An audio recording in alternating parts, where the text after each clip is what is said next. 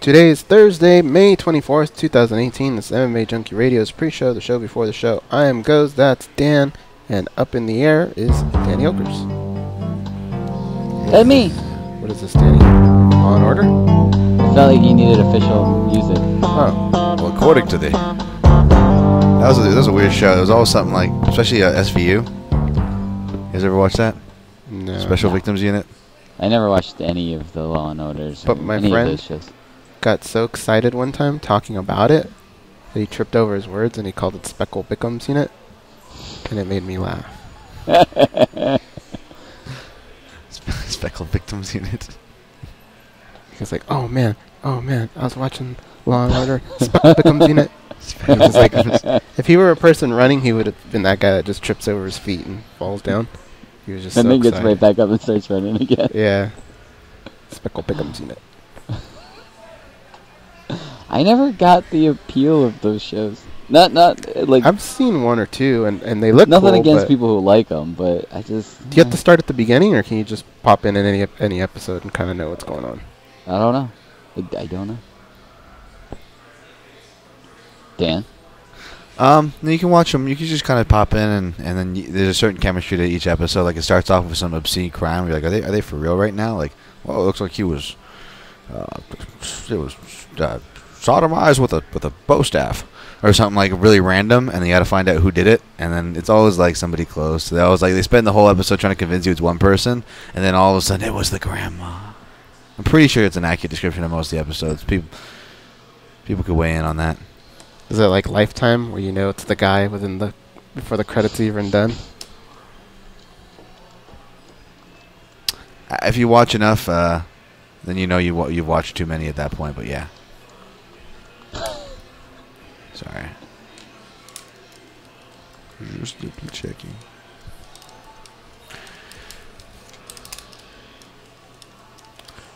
Coming up in a minute. Stream late to the party?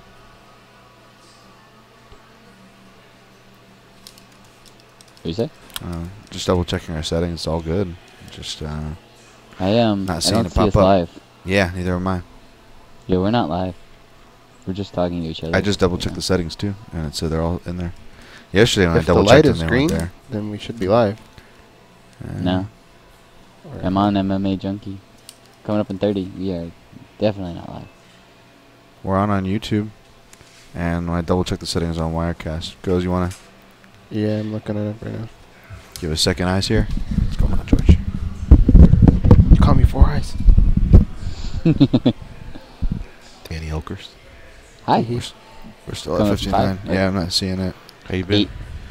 Good, you? Good. I guys, come up, stand by.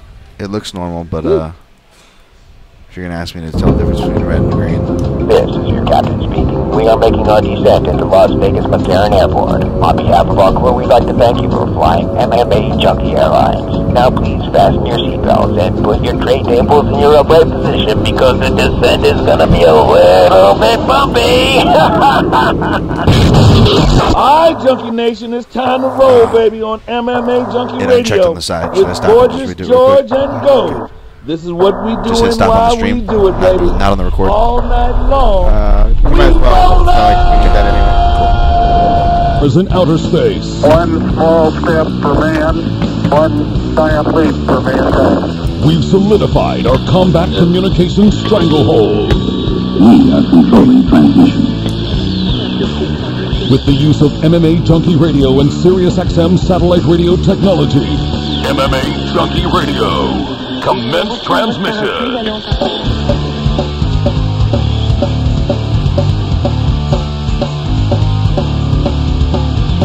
Live from MMA Junkie Radio HQ in the fight capital of the world, Las Vegas, Nevada. Here are your hosts, Gorgeous George and Goes. From the fight capital of the world, inside the beautiful Mandalay Bay Race and Sportsbook, you are listening to the MMA Junkie Radio Show, the only show that matters. I'm your host, Gorgeous George. With me, as always, is the deepest and dastardly Goes. To my left, it's the fight analyst, Dan Tom. Back east, handling all the producing duties, it's Danny up. Ran out of breath. How long can you What's hold up, your guys? Want to do it again? Just you? Because one of us. Oh, has to no, talk. well, no. I mean, if you want to go in the history of GG, I could do it under a 50-meter pool back in my water polo days. From the beginning to the end? Beginning to the end of what you see in the Olympics. Uh-huh. Are you sure? Yeah. That's a long way. I know, and I didn't get it on the first try. I cost my team the team I was on, another 20 of those because I couldn't do it because we had to do it until everyone could do it. And so I cost my team quite a few of those. Oh, wow. You guys have like more regular metrics, like you going under a tunnel and you challenge your friends to hold their breath, or? Well, in Hawaii, there was what's called it's not called that. No, it's not. You hear that, Danny? Yeah. What is that? Okay, it's no longer with us. It's a screeching sound. We were in Hawaii, and there's on the other side of Hanama Bay. You ever been there, Dan Tom? Oh yeah, I love Hanama Bay. Okay, you know how you walk around one of the hills, and then there's that big hole that fills up when the tide comes in. Yep. And so people sit in it, and then when the water comes, it just kind of pushes you up and throws you off on the side. And the edge of it is really, really soft, almost spongy rock. So it's pretty safe. So the tide comes in through two hills, right, and it just goes into like a little small bay. Okay. And the water pushes through like a hole, and it shoots everyone up. It's like you're in a toilet picture, and it just kind of shoots you up to the edge. You don't hear that, Danny? What is that? It's gone. Okay, never mind. It's just a really bad screeching sound. We get it once every 3 months, except today we got it 2 times in like 2 minutes. But I just talked through it, and if you guys couldn't hear it, then I guess we're okay. All right, so anyway. Can you hear me, George? Huh? Yeah, I can hear you. You can hear me. I said I heard it both times. I have no idea. Oh, you did hear it? I thought you said, okay. That's what I keep saying. I thought you were playing a trick on me. Maybe I keep saying, yeah, I heard it, and then you go, oh, you don't hear it. Okay, it stops. Oh, okay. Yeah. You know what's up? I think so. Well, I can't take credit for it. The engineer, Evan, had this idea. And, Danny, that thing that Evan said, I think it might actually be that. Who's Evan? The fact the engineer on their side. Evan is an engineer over here. Whenever something goes wrong, Evan's the guy that they call on that end. And there's been this little thing we've been trying to figure out what it could be, and he kind of came up with an idea. He was like, Howard Stern had a problem similar, and he pitched this one little thing, and I think it could be that. Anyway, so you're... The history of serious engineers, by the way, is that they're always wrong, and we're always right? And then they always concede to us and go, oh, when we're trying to hook up other shows or our show. I think our defense is simple. Hey, we come on, we put the headphones on and talk. We didn't touch anything. Something happened over there. Yeah, no, this one for sure I would say is us. Our bad, okay. Yeah, but in the history, it's been pretty good. Except for Evan. Evan is the only guy that kind of gets that. Gotcha. And so he fights for us and goes, come on, you guys, we've been through this. Shout out to Evan. Yeah, shout out to Evan. Yeah. So what I was saying was, to Dan, there was a tunnel that would lead you into that bay. So when the water went out, you could go through the tunnel, and you have about, I guess, 30 seconds. But it's kind of like, picture Andy Dufresne. It's probably about that size. Yeah. So you don't have too much room, and you got to get through it because if it pushes back, apparently it can be pretty fatal. Yeah. Right. Yeah. And I wish I would have had the balls then to do it. I didn't do it. But I'm trying to think if a few of the guys in the group did it. But we saw a bunch of Hawaiian kids going, yeah, bro, and they would do it, pop out, and look pretty safe. And even then, I think they said if the water comes pushing through, as long as you've held your breath, you'll be okay. But I don't have good. it's like staying calm, though. You can't panic while that happens. But if anybody's been to Oahu, if you go to Waikiki, I guess I don't remember if Hanama Bay was close to Waikiki or not. I just remember we went there. It's where you go snorkeling. Everything's kind of close, I guess, depending on how you look at it. But I do remember when you snorkeled, everybody, as you're snorkeling, you just saw everybody kind of walking along a hill, and we went, "What's that?" And they go, "Oh yeah, people go around to the other side." I think they called it the blowhole or something like that. So we got up, we walked that way. Hey, Danny, can we just take a quick break? Or can I just turn off the board and turn it back on? I don't know. Maybe we should take a break. You want to take a break?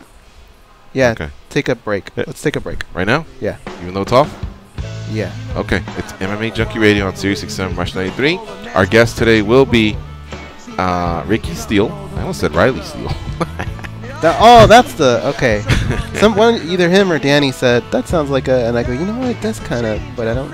Yeah. John Copenhaver, aka War Machine, when he did dabble in porn, one of his scenes was with Riley Steele. And one time he goes, bro, you got to check it out. And so I looked her up, and she was hot. I'll give it up. She was from Cali. But it's Ricky Steele, who was a winner on last night's episode 6 of The Ultimate Fighter season 27. He fights for Team Cormier. They're now up 5-1. We'll talk about that, and we'll talk to Ricky Steele when we come back. Our other guest will be Dennis Davis, the head coach for Xtreme Couture. He'll co-host the last 90 minutes with us. Stay close. We'll be right back.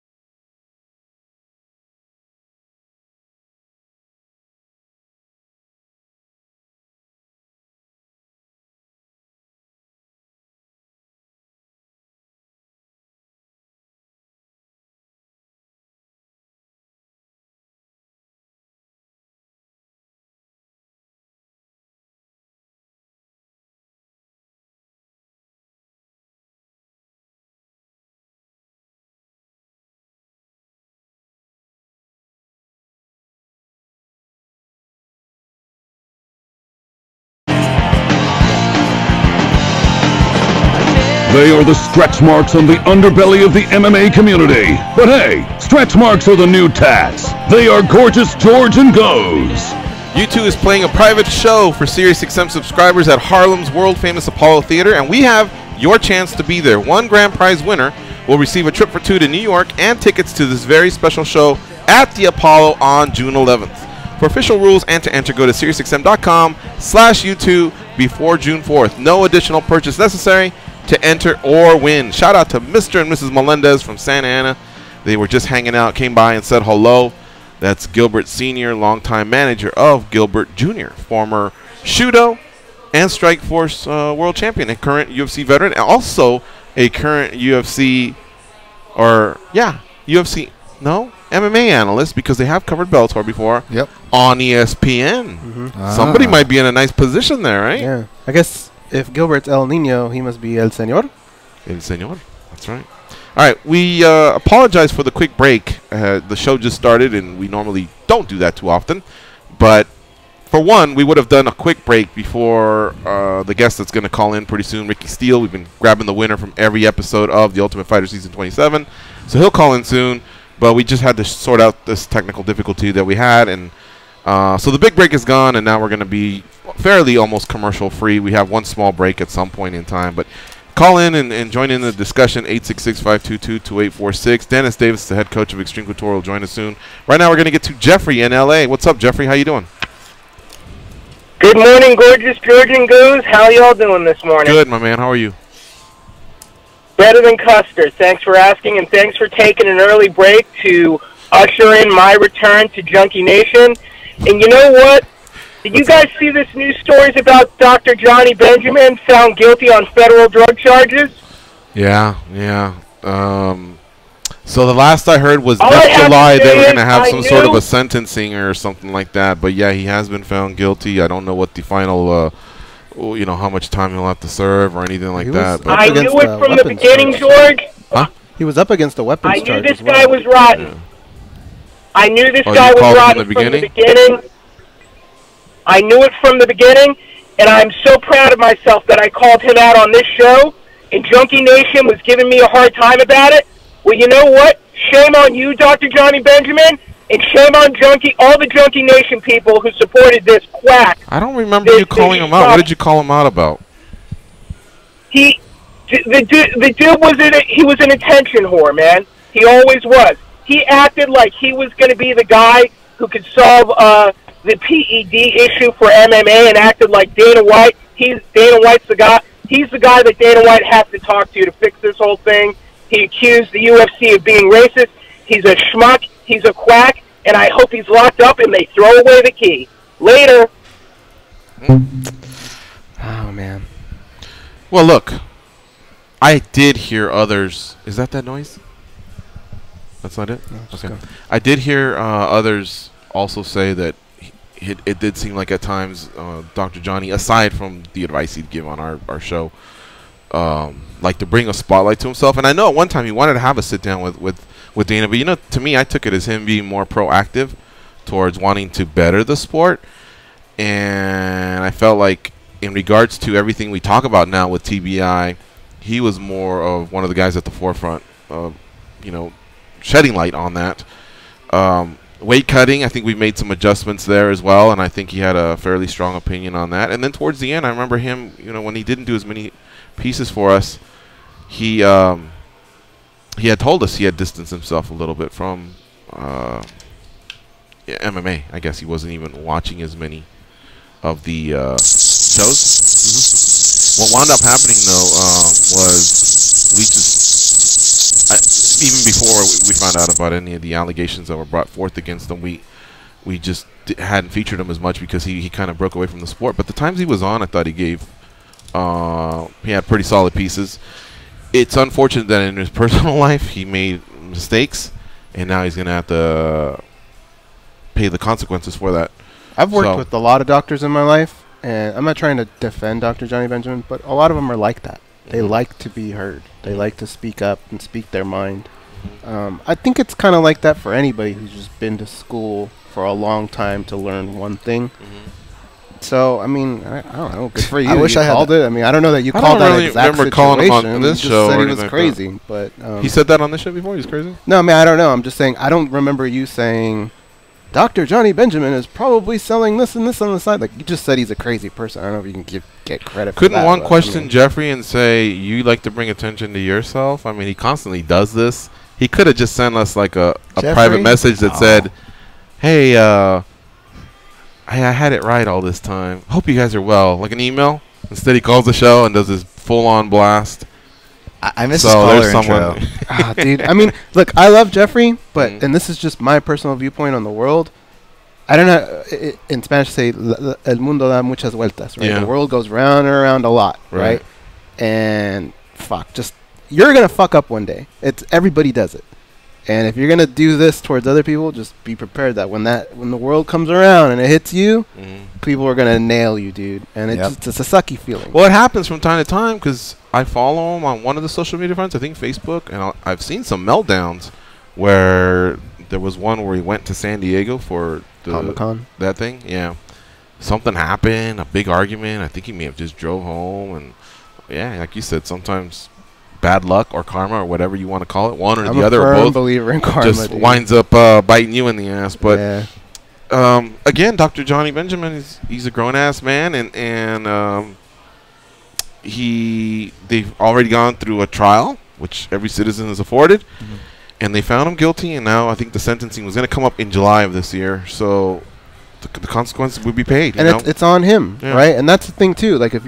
you're gonna be that way, if you're gonna be loud, then you can't really get upset when you do something wrong and people come at you for it, right? I mean, that's just the way life works. You know what's crazier than the Johnny Benjamin accusations or whatever you want to call it at this point is the fact that Ghost said most doctors want to talk. I'm sorry, I still can't about get themselves. I can't. Well, even that in general, I would love that. I would parlay their self-talk into like back into my situation, because that's the one thing doctors are like always like for the most part in and out, and you always like forgetting to ask a question or something. It's always like, oh wait, they're obviously they're very busy people. I get it, but like I always hate that when I see those scenes in movies where the doctor's like, so what's going on, Jim? And they pull up a seat next to the guy and like start talking. Well, when I went through this problem, I'm like, the doctors don't do that. They're not this friendly. Yeah. So when I pet these movies, just about the more you see, the more money you can make, and so it's just kind of like, I mean, most of the time they're not even getting the information, right? It's the assistant, the physician's assistant, and he just walks in, reads what they did, and then just kind of gives his thoughts, and he's done. And on to the next person. You're basically a big bill to him. Yeah. Let's move back to Tough here, because our guest is going to call in soon. He hasn't yet, right? Right, Danny? Yeah. Let me refresh VX just in case. All right, last night was episode 6 of The Ultimate Fighter season 27. And going into the show, Team Cormier was up 4-1. Team Miocic had won the previous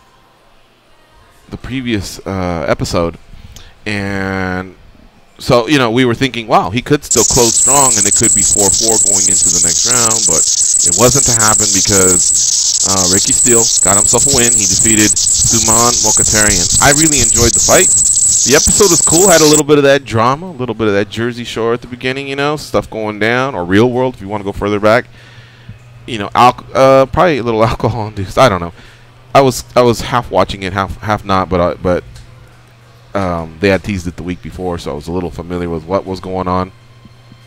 It's funny because they were coming at the dude strong, saying that's his way of wanting to get out of the fight. Did you see the episode? Yeah. And I thought that actually has substance. That accusation, like, why is he all of a sudden doing it now when you do have a fight coming up? Like, why would you want to jeopardize all that to just settle some score somewhere else? Yeah. And so as that happened, I thought, okay, kind of makes sense, kind of doesn't, whatever. But we get to the fight eventually, and Steele just had pressure. He had pressure, and he had an assortment of kicks. Distance. And he avoided getting taken down or anything that had to do with work against the cage. And that was that, man. He moves on. Team Cormier is now up 5-1, and that's it. We basically they're dominating. They are dominating. My hat's off to them. And yeah, my hat's off to him, and we'll just have to continue. What the fuck goes? What is this? We don't know. So what's just going on over keep here? Powering through. Having some technical difficulties today. Yeah. Okay. What happened, Danny? I saw somebody call in. Yeah, the UFC just called. They said they haven't been able to get a hold of Ricky yet, but they would call back as soon as they do. Okay. They just wanted This to give us an noise, update. we can hear it. Can the audience hear it? Yes. Both on Sirius and on our audio that we keep? Before it used to be that the people on Sirius couldn't hear that, what just happened. The thing we were talking about, we haven't heard ever. Only Danny can hear that. Okay. I heard it for the first time this What morning. about this screeching sound? That is new. That's what Danny, we're does that go doing out right to now. Sirius as well?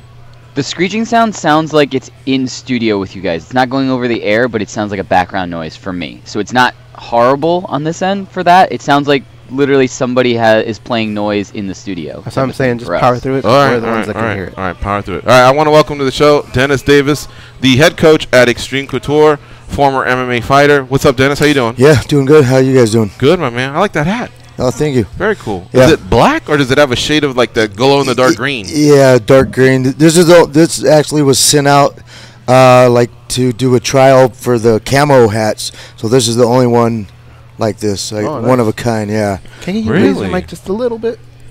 Yeah. Okay. This kind of keeps going in and out though on me. We ask that you bear with us. Yeah, It's a crazy day. That's fine. Yep. Okay. No. Very, very cool. I hadn't seen that one. I've seen a lot of you guys' gear from going in and out of the gym, but Yeah, it was for when Randy did the GI Foundation. They'd send us a couple hats to see which one we liked best, and then we went with the camo one. And then this one was left, and I snagged it. Cool. Mm-hmm. So that's like a collector's item, maybe. I guess you would say so, yeah. It's the only one. Only one. Interesting. You know what I don't understand about? I've never been a big hat guy because I don't have hat head. It just, Mhm. They look weird on me. But the one thing I can never figure out is who can pull off the flat bill and who has to round it up. Because it has to do with your head, right? No, it's the younger generation that does the flat bill. The older generation curves it. The curve will come back eventually. Just like skinny jeans when I was younger were in. I wore them. Then the baggy jean came, in the 90s, I believe.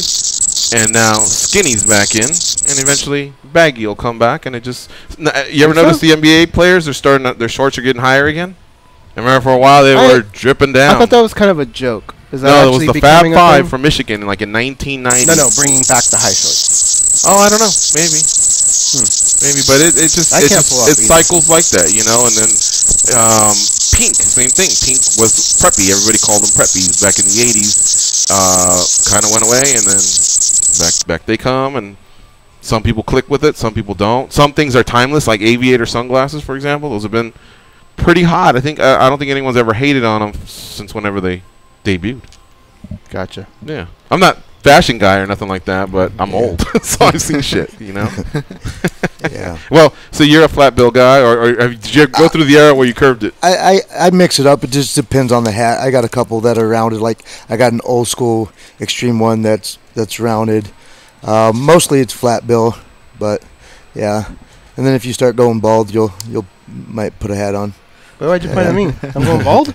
No, I'm saying like me. Yeah. Anyway, we want to start going bald. Back, yeah. So I didn't really wear hats that much like growing up, and then I think just going to the gym and losing hair, just started putting it on. And You're 40 now, right? I'm 40, just turned 40. Okay. Yeah, so getting up there. All right. How about if I power through this, goes while you assist Dan in whatever's happening over Yeah, here? I'm trying to just keep going. Okay. So Dennis Davis, when's your next coaching assignment? Who will you be in the corner of? I leave tomorrow morning for Liverpool. Oh, so you will be cornering Gina. Yeah, I'll be cornering Gina and Mads Brunel. Ah, okay. Yeah, so Because I remember you went all the way to China. Was that her last fight? that was her last fight, and I went to China. Yeah, so doing when I that. saw her on this card and you agreed to do the show Thursday, I thought, I wonder if, because I know athletes sometimes just change their coaching, but you leave tonight. Tomorrow morning. Okay. Yeah, so tomorrow morning I basically get there when they're weighing in.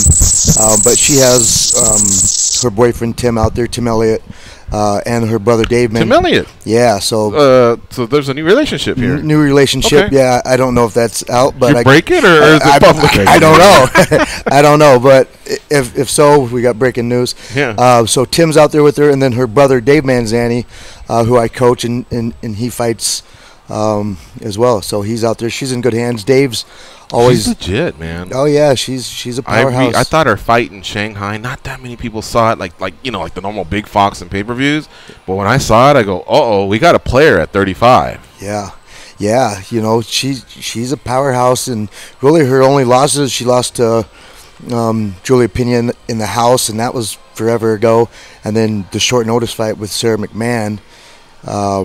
But with two quality bantamweights. Two quality bantamweights, and believe it or not, she's still super green as far as her skills go. So it's like, how far could she go? So I only started working with her a little while ago, and she didn't know much, and she'd already fought Pena and did well against this girl who.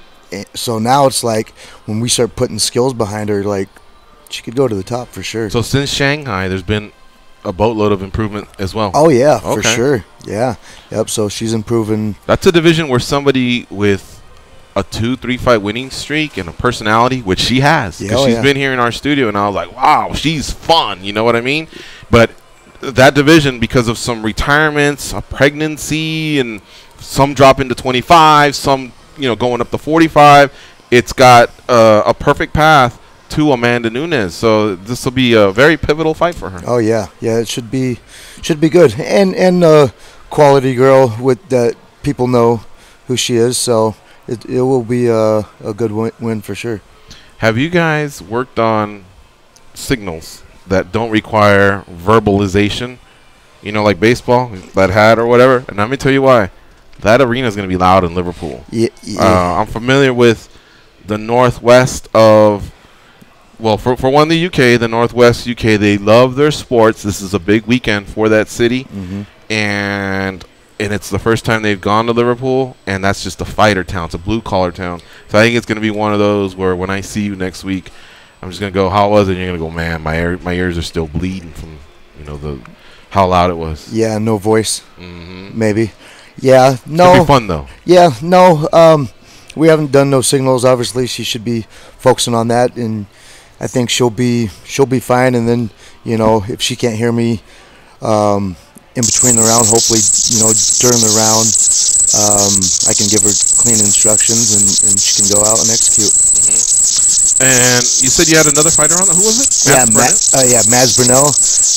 He's fighting Allen, and he's higher up on the card. Okay. Yeah, so that should be pretty good. Mads is a guy who's from Denmark. And his head coach is Nikolai Kupti with Art Savat. And a lot of times, me and him have a great relationship where him and a lot of his fighters, they'll come and they'll stay at my house and train with me. So we've worked with guys a few different times together.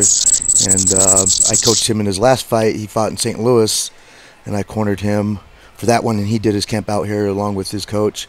And then this one, he actually hasn't been out here, but I'm going to jump in the corner as well and try to help out. Since you'll already be out there? Yeah, since I'll already be out there, and try to help out any way I can with them. But what's the following week?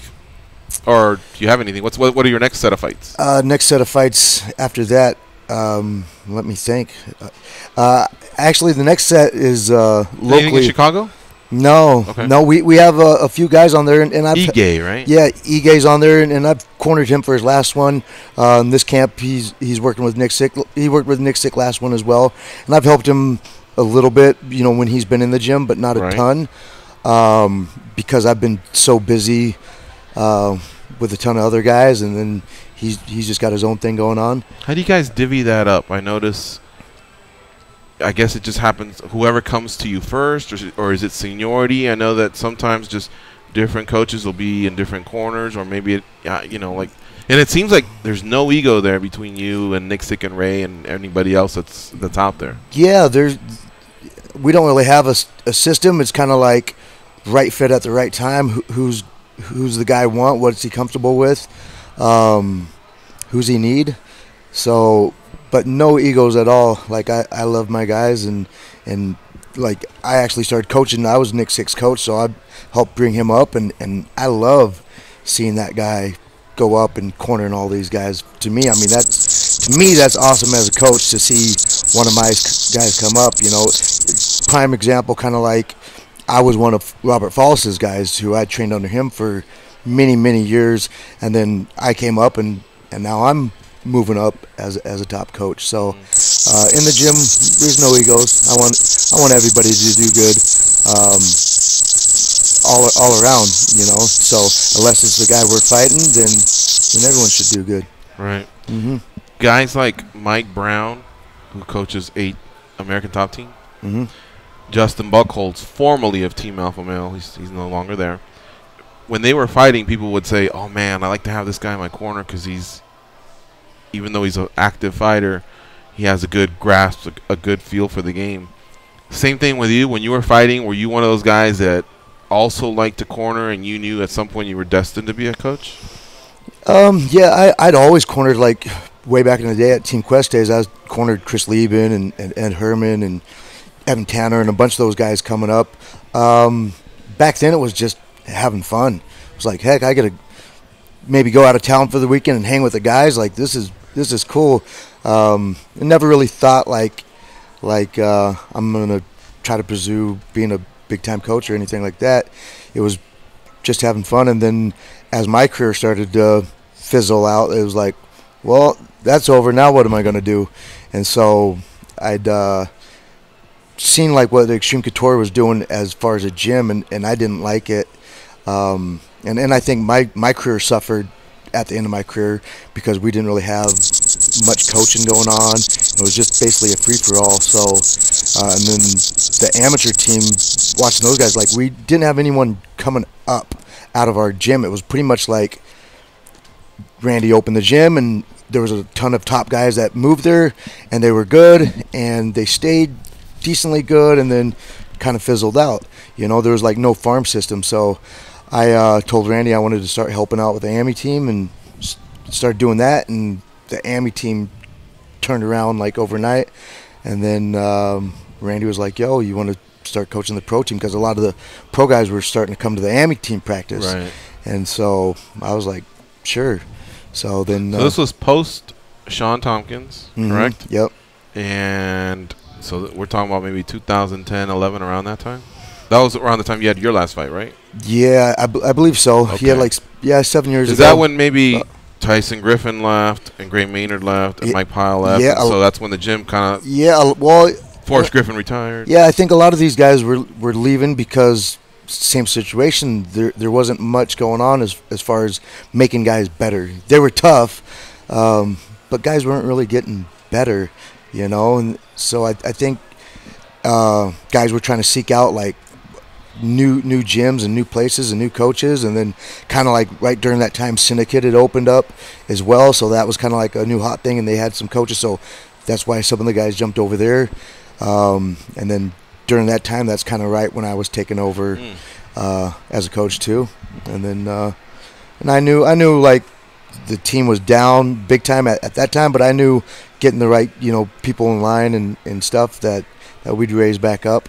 And then that's kind of like when I talked with Fallis, because I knew Fallis was going to be moving down, and I knew he'd be a great fit for the team to build it up. So I talked him into coming over, and yeah, and then obviously we're back now. What are some of your proudest moments as a coach at Xtreme during your Xtreme Couture tenure? Whether it's you personally directly, or just maybe because you have that tag of head coach just under your under your era, we'll call it. Yeah. I imagine Misha winning was a good one for the gym. That was great. You know, yeah, taking out top teams, you know, like that, and especially Misha winning, that was great for the team. You know, Kevin coming up, getting the fight for a title, that's fantastic as well. Just moving these guys up. For me, really, it's probably like I've never been a guy that kind of like like there's teams that kind of I think recruit guys, and there's nothing wrong with that. Guys are going to hop to other teams and stuff like that. I've always been a guy, I like to build guys up from scratch. So probably like one of my proudest moments was when Emily Whitmire made it into the UFC, obviously from the TV show, because I first started coaching her. I believe she was a 2-4 amateur when I started coaching her, and you know, slowly she came up, won her Emmy fights, won the Tough Enough title, and then got into the house. And so kind of making that walk as a coach, it's awesome to see somebody who you might not think could make it up that far, and then she put in the work, and seeing someone come from a low amateur all the way up, to me that's what I like. I've seen, we had a junkie gathering once, and you guys allowed us to come in and watch your amateur tryouts, and those are nutty. Oh, you guys put them through the ringer, and then they have like some really good scraps. You know what I mean? Do you have a recollection of a fighter that came in for that tryout and is now moving up in the world? Yeah, actually, he's a guy you're going to have to watch out for, is Montel Williams Jr. So he came in, he came to the first ever tryout. He was 17 years old. He looks like a grown man. Man-child. Yeah, his nickname is Man-child. He came in 17. I thought he was 25. And there was a kid from he said he was from Mayweather's, and he was a purple belt in jiu-jitsu. Kid had a horrible attitude and was like, I'll go with anybody. I'll go with anybody. And Montel's like more of a soft-spoken guy, and he comes over. He's like, Coach, you know, even if he's good, he shouldn't act like that. Can I go my next round with him? And Montel gave him hell, and I was like, man, I like this kid. And so he was my pick that season. I only picked 2 guys, and I think I had 54 guys try out for that one, and he was one of the 2. And now he's moved up the ranks, and now he just had his second pro fight last month up in Oregon. That's and cool. Won. So he's 2-0 as a pro, and let me tell you, when he gets some experience in, he's going to be a handful for guys. Like already in the gym, I've seen him go with some of the top UFC guys, and he's giving them problems. What happened to the hothead? Did he fizzle out, or no idea? Was that an unofficial kind of green light story there you just told us?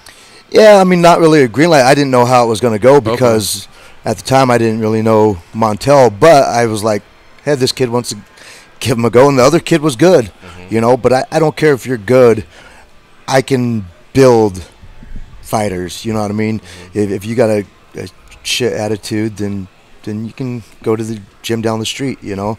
So I'd rather have a kid like Montel that has a great attitude, good for the team, and so the other kid, I have no idea whatever happened with him, you know. So hopefully he's doing good somewhere. But aside from your personal life, tell me about 3:30 to 4:30 Monday through Thursday. I mean, is it just like a nice build up in your day, knowing that that's when the pros come in and you guys just get some work done? You know, like, do you live, like, I'll give you an example why I'm asking you this. There's a coach named Jose Mourinho, very super popular, super rich. He coaches Manchester United, the soccer team. And people ask him questions, and he's had tons of success, tons of trophies and everything. And then I was listening to an interview he did one day, and he said, somebody asked him, like, it seems like you just go through the motions on these interviews. He's like, well, I do them because I have to.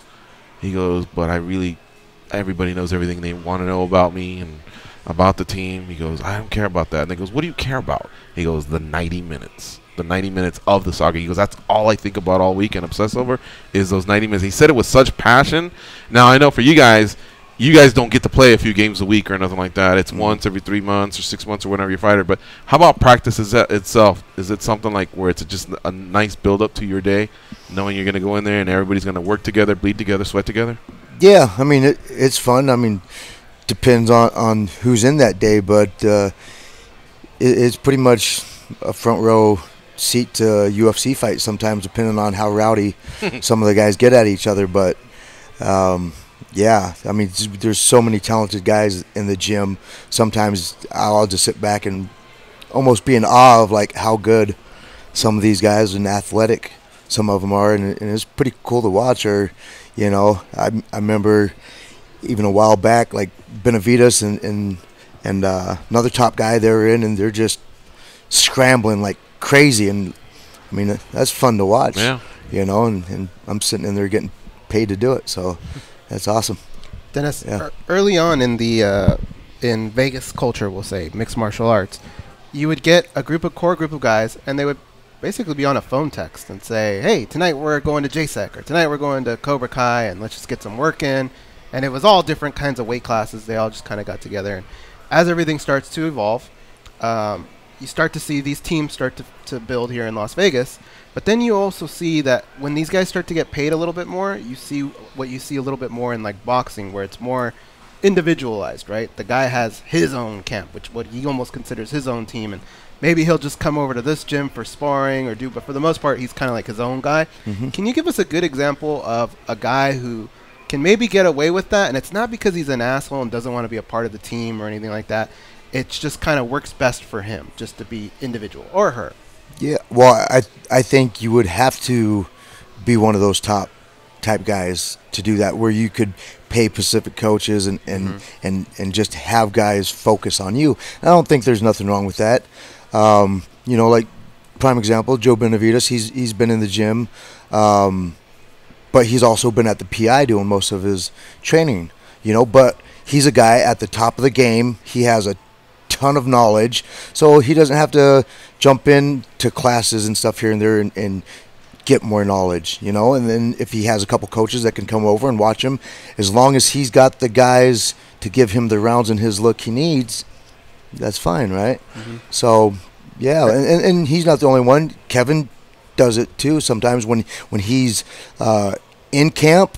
A lot of times it's more kind of specific stuff, and guys are just working his thing. But then, like when he's outside of camp, he's coming in, and as long as he's not traveling, then he's jumping into classes. Well, and he's not eating scorpions. Yeah, stuff See like that the other day? Yeah, I did see that. Yeah, Kevin was eating a scorpion. Why the fuck would he do that? And you know what? I don't know if Kevin Lee? Yeah, I don't know if there was a video. I mean, he was in Thailand or something, right? Yeah, he didn't do it here at Mountain's Edge.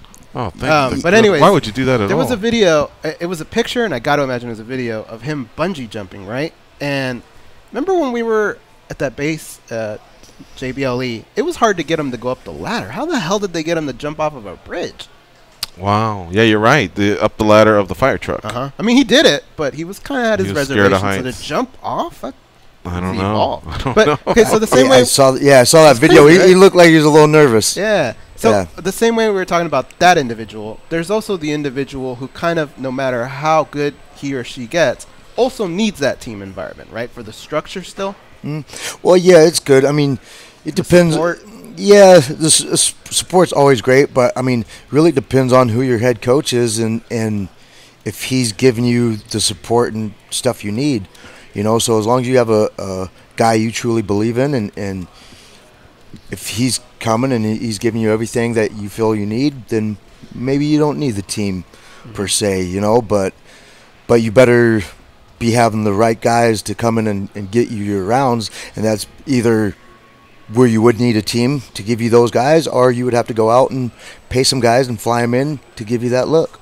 How important are guys? When I go to your practice session, I see you're kind of like the general, right? And you're there and you're running thing, but you also have people that help a little bit. Like a guy like Ray Seffo that has a lot of experience. You'll see him, and he's doing everything you're saying. That every once in a while he'll break off and he'll give a few tips to people because he's done it all at this point. How important is that dynamic of some of these other guys? Like even a Brad Tavares has kind of stepped up, and he's had that role where he's showing you guys, hey, you're doing this wrong in the middle of something. How much does that help in what you're trying to accomplish? Oh, it helps a lot, you know. It's pretty cool to watch. Oh, it's great. You know, I'm very fortunate to have, you know, like Nick Sick and Seffo and some of those guys like Brad that do step up and help the young guys grow up. There's too many guys for me to run around and do that. Like, I'm like a chicken with my head cut off sometimes, so the team would definitely would drop if it was just me in there. So having guys like Seffo and other top guys help out, like, that's great, you know. And that's where having a team helps, you know. If you're getting to go with a guy like Brad and he's giving you a tip, and then Seffo's on the side and maybe he sees something with the hands and chimes in, like, if you were just off by yourself, you might or might not get that, depending on how much your coach was involved. If Randy were to pull you guys into the office and say, guess what? We have a new special Xtreme Couture fund. I want you to go out and get me some new recruits. You can fly anywhere in the world. Where would you go? Like, what's a good hub right now? To recruit, as far as like to become mixed martial artists. Yeah. To find some mixed martial artists? Like maybe some good wrestlers or something, you know, like where would you go? What would be like a fun place where you think you could find some really good prospects? Well, probably Cuba. You would think they got great boxing, they got great wrestling. Dagestan? Yeah, obviously, yeah. Turkey, maybe? Yeah, one of those spots. So, yeah, I never really thought about that. Again, like I said, I'm not really a recruit guy like some guys. But yeah, Cuba or... I like Cuba. Cuba would be good, or Where would you go, George? I just read something about Cuba, and I'm trying to remember as you guys are talking, but it had to do with Cuban sandwiches. No. It had to do with dangerous creatures. Cuba? And it had something to do with found off the coast of Cuba. I just read the article like in the last. Was it a snail or something like that? No, it may have been snakes that attack you in packs. Oh, yeah, python. They're working in teams Aggressive now? pythons that attack you in packs. I think that's what it was. They weren't I'll look it up during the commercial, which is what we have to take right now. So let's do that. MMA Junkie Radio on Sirius XM Russian 83. Stay close. We'll be right back. We have Xtreme Couture head coach Dennis Davis in the house.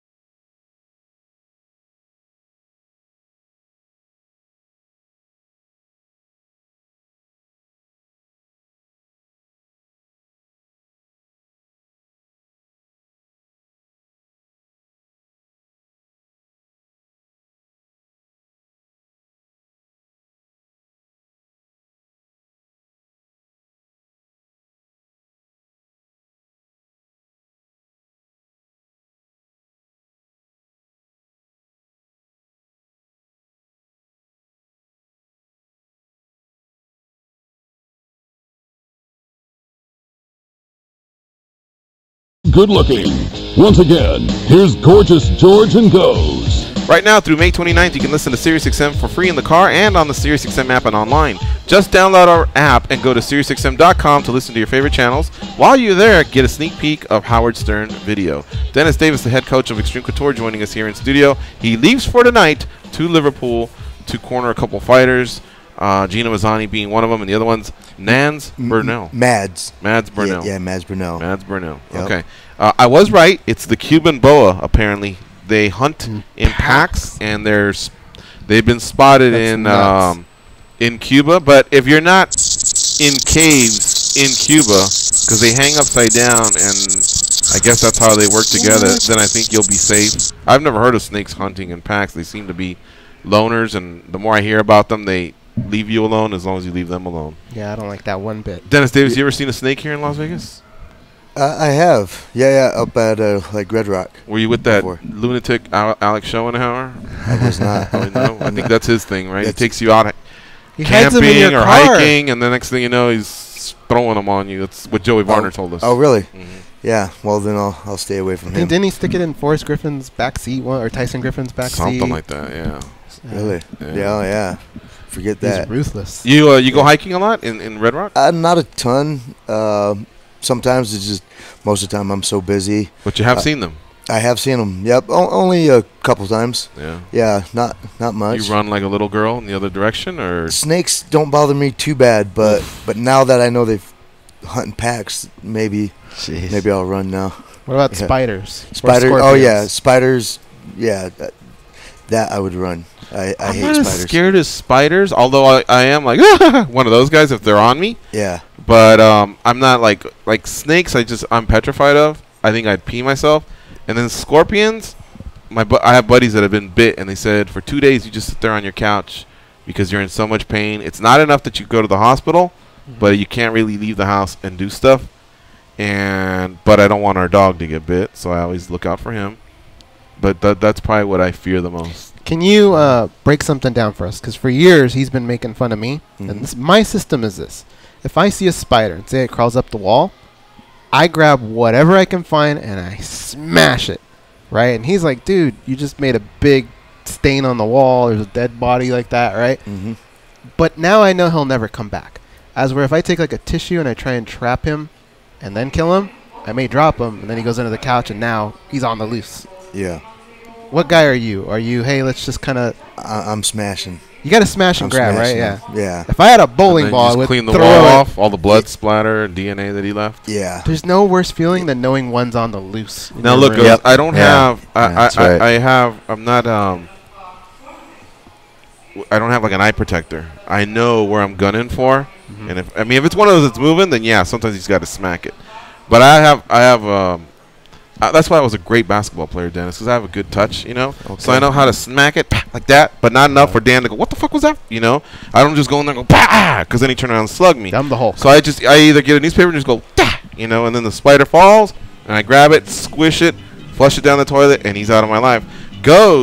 He literally just grabs anything, your laptop, and he goes, boom, and it is a big splatter and a big cleanup, and so we've always disagreed on that. But he's dead. I know he's dead. He ain't coming back. Yeah, I'm with you. Yeah. I'm with you. Yeah, whatever it takes to get him out. And I send a message. I don't even clean it for like a week. I let all the other spiders know.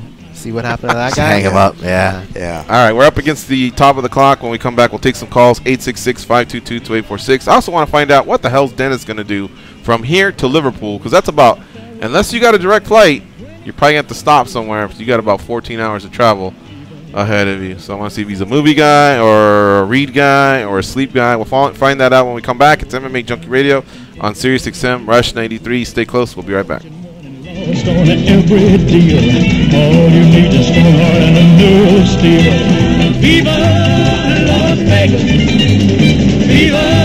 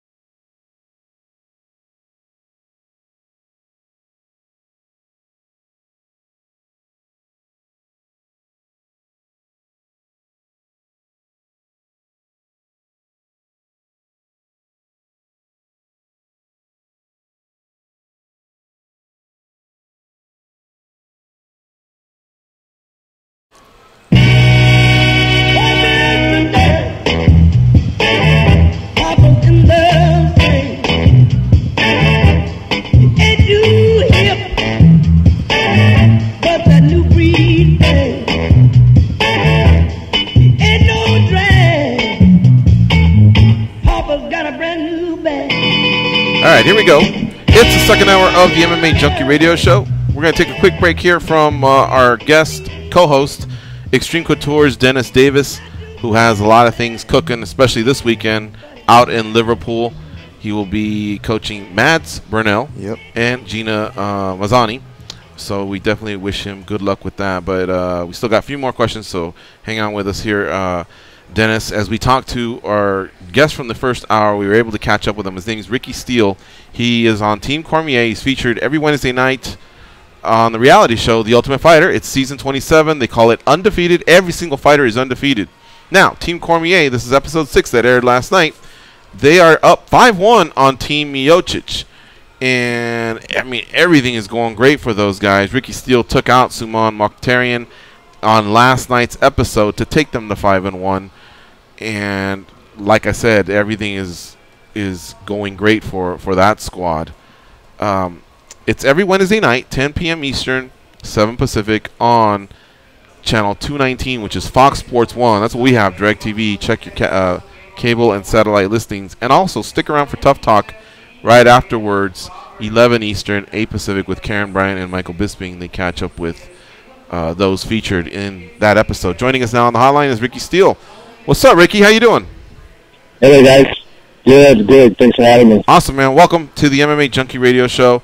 Congratulations on your win last night. And it sucks because it looks like we're already maybe getting a tease of how you may not be able to continue, because along the way, you put it on them. You know, it was a great fight, but it looked like you may have injured your foot.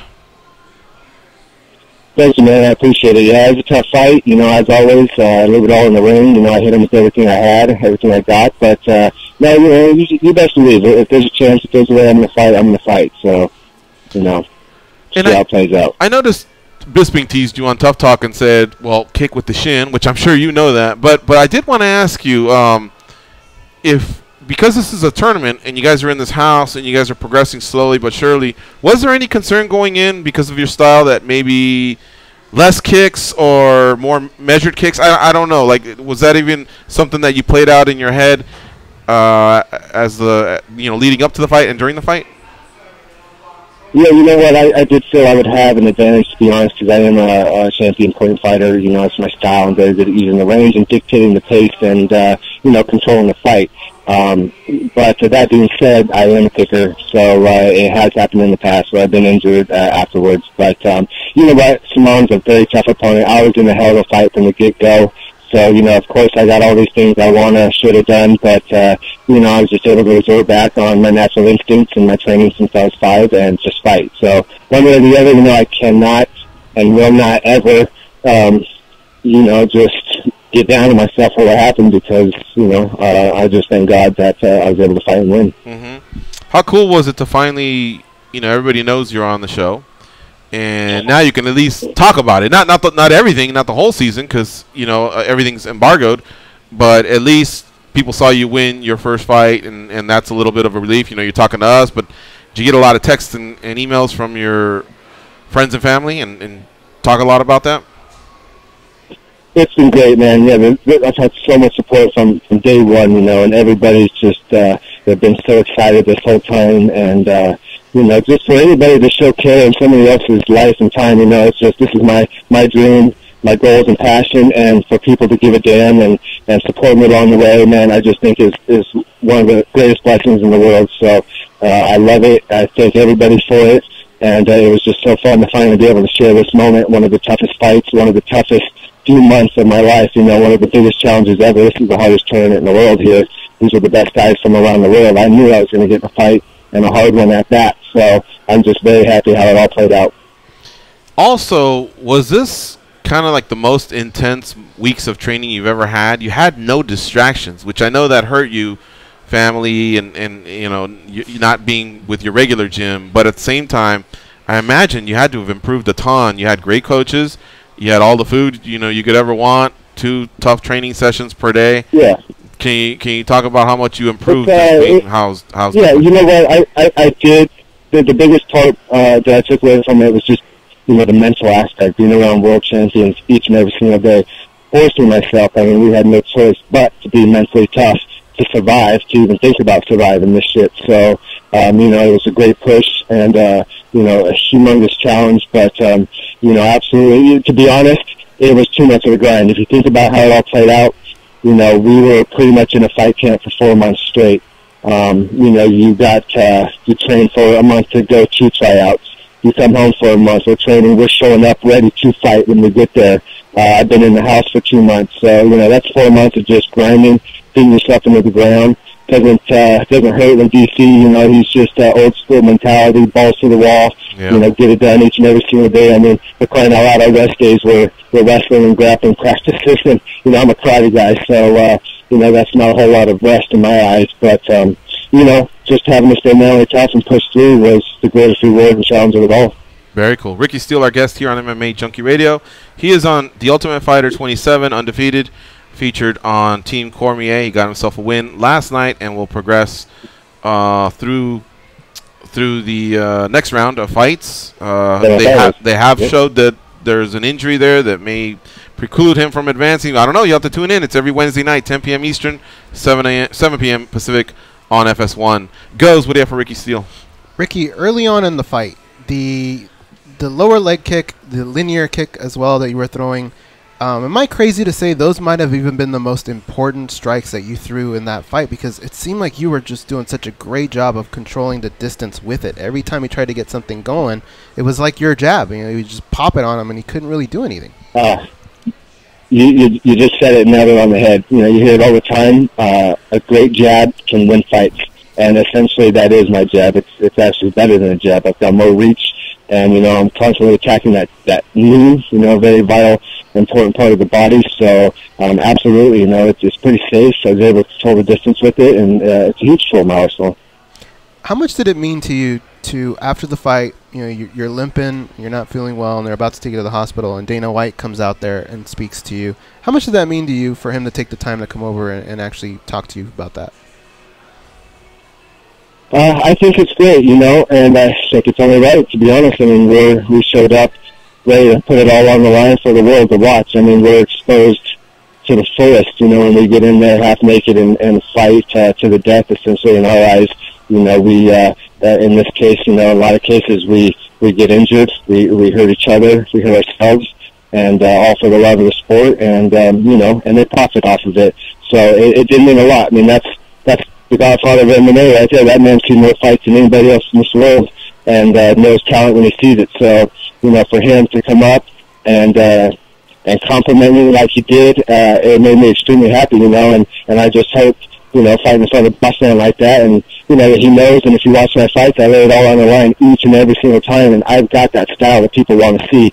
You know, I ain't trying to wrestle hunt nobody, I'm trying to kick somebody's head off, you know, I'm trying to beat them up, and, you know, no, it's the truth. Like, even the untrained guy, you know, you can watch my fight, and you don't really have to know a whole lot about MMA, but you know beautiful, you know pretty when you see it, you know the footwork I display, the movement, you know, the kicks, the control of my body, you don't see it too much anymore, and, you know, I do believe I'm the next generation, and I hope Mr. White, you know, comes through on his words of, you know, I'm taking care of us, and, you know, and gives us an opportunity, all of us. I definitely am not laughing at your fighting style. It is exciting. Just the wrestle hump comment just cracked me up. I'm a silly kid at times. Were you good, Goes? I just wanted to ask one more thing. All right, go ahead. Well, at this point in the competition, I got to imagine early on, having those cameras in your face is something you have to get used to. It takes a little bit of time, but where you were at last night in the episode, have you gotten to that point where you kind of forget about the cameras, or do you always feel their presence?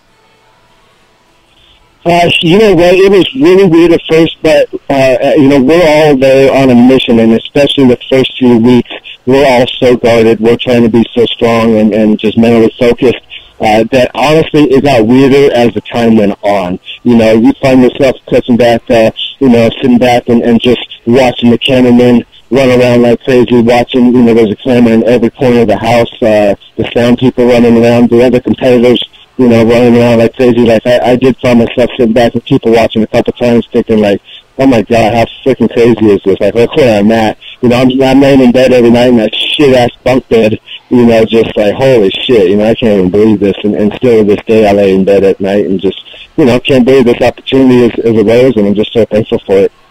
What did your daughter think of her cameo last night?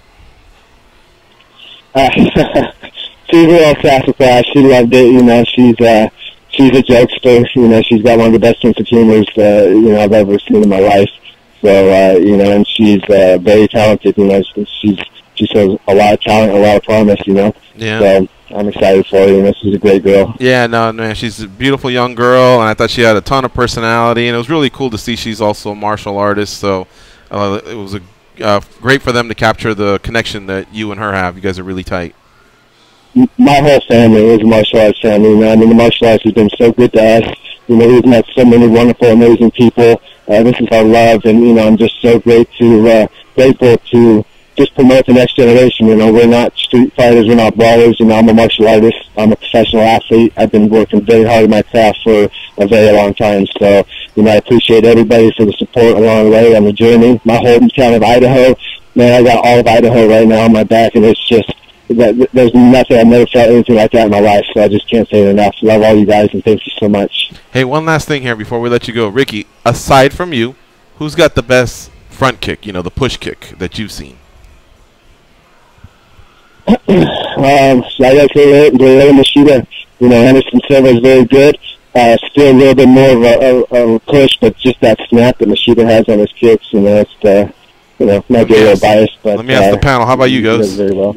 Back in the day, Semi Schultz, I thought, was awesome with it. All right. How about you, Coach Dennis Davis from Xtreme Couture? Yeah, I like where Ricky's going with Machida. Yeah. You know, he kind of hogged it up and took Anderson, too. Yeah, he kind of took them all. Jimmy Schultz is a good one, too. I got one. You want to hear mine? Big he is. I'm dying for you guys to hear mine. Okay, let's hear Dan Tom's first. All right, Dan Tom. I got to go with Ricky. I think he broke it down really well. Someone that comes from Taekwondo and Kempo Karate, he nailed I was it. hoping you would steal George's. No, they didn't. They froze. It'll hit them soon. He's seen a lot of front and push kicks. Right, who's yours? And Dan watches more film than anybody. Tim Bosch has a good one. Okay, Tim Bosch has a solid one, man. He knows how to use it. I'm not sure. You know who that is, right? He's still active, not as much as he used to be. But you know what I'm talking about, Ricky? Absolutely, yeah. And you know what, Conor McGregor, he's another one that uses it very well to the body. You know, it's not a push, it's more of a punch. You know, he talks about it like that, and it's a very, very effective kick. You know, you don't see it nearly enough as you should. Yeah. All right, my man. Hey, thank you so much for doing the show. I'm glad we tracked you down, and congrats on last night's win. And it'll be nice to see your progression through this season. We really appreciate it, and good luck with everything. Hey, thank you guys so much. And if you want to see a lot more beautiful, beautiful kicks and all that, follow me on Instagram, Karate208. Thanks, guys. All right, we'll see you. All right, folks, there you have it. Thank you to Aaron and Chelsea and the team at the UFC for making that one happen. On Twitter, he's Ricky Steele, MMA as well. I'm not trying to do a all y'all look alike moment, but either Masaki or Akiyama, one of those two used to have a good one too. I think it's Masaki because it was Masaki. Yeah. I did an all y'all look alike earlier. Yeah. I was saying that it was Tylan Clark that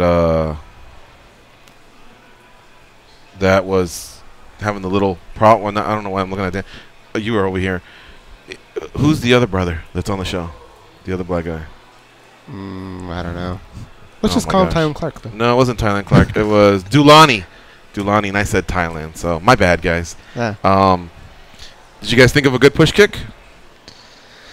Because all you guys did was co-sign on Ricky Steele's. We can't have that. It's pretty on the spot. You guys named the best ones already. As far as like MMA goes. The throw under the bus segment. You see. Back to the coach. Coach Dennis Davis? Yeah, I'm not sure with push kick, but like Holly Holmes got a pretty good side she kick does. kind of thing that she does. Right, but still aiming for the solar plexus. Yeah. You know, so I remember, you know, when Misha and Falls was like game planning, and a lot of time Falls would ask me, you know, like watch tape on people, that way I could kind of help out. And that was one thing we noticed, you know, was having to stop that side kick with Misha trying to get inside on her. Right. I love the genius of Dan Tom because he watches so much film and he has a great recollection. And then every once in a while I can stump him, right? Yeah, that's But the other day he's telling us about stun gun and Damian Maia and that position that Damian Maia had on Kamaru Usman, where what did we call it? He was basically, it was a half back take. It looked like he almost wanted to put him in a twister. You know the fights from the other day in Chile? And Dan had a good recollection of how Maia actually had success with that against stun gun Kim. How long was that fight? That's over 5 years ago. I want to say 2012 off the top of my head. That's when Yeah. 2012 is when Damian made the drop, and that was like his first or second fight. So probably. So I stumped the fight analyst, right? But yeah, no. I was also thinking about someone brought up the Conor McGregor and body shot. And that's very true. Even like Muay Thai guys, I spar with. He spar with a good Muay Thai guy. It almost feels like they're giving you little liver shots with their fists when they're just reaching up and tapping you, and it's like almost like touch sparring. But guys that can get that dynamic where they're not just blunt pushing, right? They're more of that like pinpoint. Those guys are nightmares. I hate that. Michael Venom Page does it too. Michael Venom Page. Yeah, he'll be fighting on tomorrow, out in London, England. It's Bellator 200, and he's got David Caveman Rickles ahead of him. You know what I didn't know was that he hasn't fought in 18 months. How did that slip he through? He boxed in the middle of November. I couldn't believe that. His last fight was Fernando Gonzalez, and it was close. They fought in San Jose. But you're right. Didn't feel like that, huh? Right. Time flies when you're involved in this sport. I'm telling you, man. Roy Nelson, by the way, will not get a fight, and he's also not getting paid, which kind of could lead to something. Maybe the daily debate. You guys ready for that? Let's do it. All right, let's do it. And then we'll get to some calls. 866-522-2846. Today's daily debate brought to you by the MMA Junkie radio team and Xtreme Couture's head coach, Dennis Davis. Here we go. It's how should fighters be compensated when they miss a bout due to their opponent's last-minute injury/illness/weight miss/withdrawal?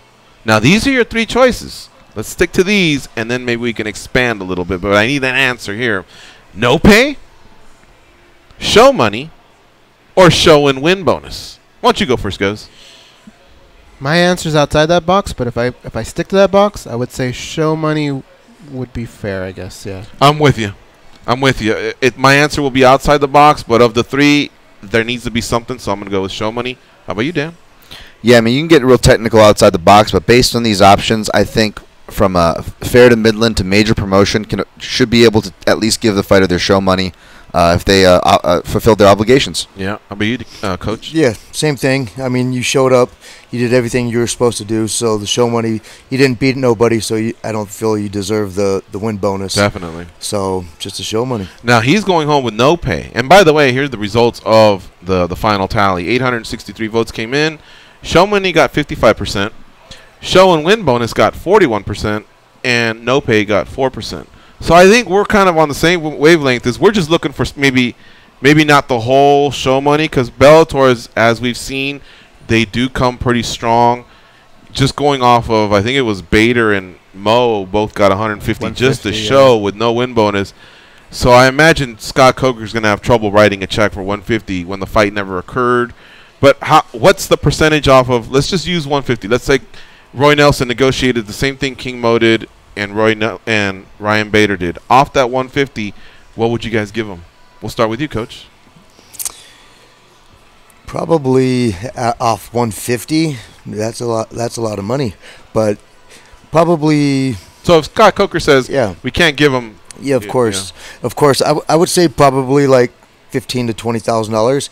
You got to think you probably spent 2 months of work. You got coaches and stuff you got to pay as well. So if you paid your coaches, that helped you out, and then in 2 months of work, that $15,000 to $20,000 at the lowest I would go. How about you, Dan? So out of the total number was 120, you said? 150. If he negotiated the same as the other two we recently saw, how much would you give him of that? Typical win show, so you'd cut that in half, right, I guess? And I'm not saying that's not his deal. It's not how deals probably should be, in my opinion. But I will say 157. Let's just say 70,000. 70,000. All right, 15 to 20, 70. I'm going to go with, I think 20% stands out. So 20% of 150 is 30. So I'm going to go with 30. How about you guys? If you can tell that fighter right away, sorry it didn't work out, but I can put you on this next card, I would give him a little bit less. So maybe I would give him somewhere around 30. But if I don't have an answer for him, just sorry it didn't work out, I think he needs more. So I would maybe. That's not a bad equation. Maybe about 50. Right. If I don't get you on a card within the next 3 months, then I'll get you another we'll move it up to 40%. Yeah. That's something you have to negotiate, There's honestly. so much that goes into it. You got to, you have to pay your bills. You have to pay the guys that The you training came out camp, to the help player, you. yeah. Your head coach. What is he going to do? Like, you got to give him money. Right. Not free. And so I mean, there's a lot that comes with it. And what about you? You know, like, you need peace of mind too. So right. That's how it would work. All right, that's today's Daily Debate, brought to you by the MMA Junkie Radio team and Coach Dennis Davis. Thank you, everybody, for participating. Let's see what Marco's got to say. Marco from Waco, Texas. What's up, Marco? Marco from Waco, ¿qué pasa, dude? ¿Qué pasa, man? And I vote for the best front kick. Well, one of the best is Wonder Boy. He also got mixed up with a side kick to the That's front. true. So, you know. You can pay the guy at least 50%, especially a guy like Roy Nelson. You want to keep him happy because you got it on your falls. You don't just walk away and not pay him anything. Because, you know, that's just a bad look. It's always a bad look.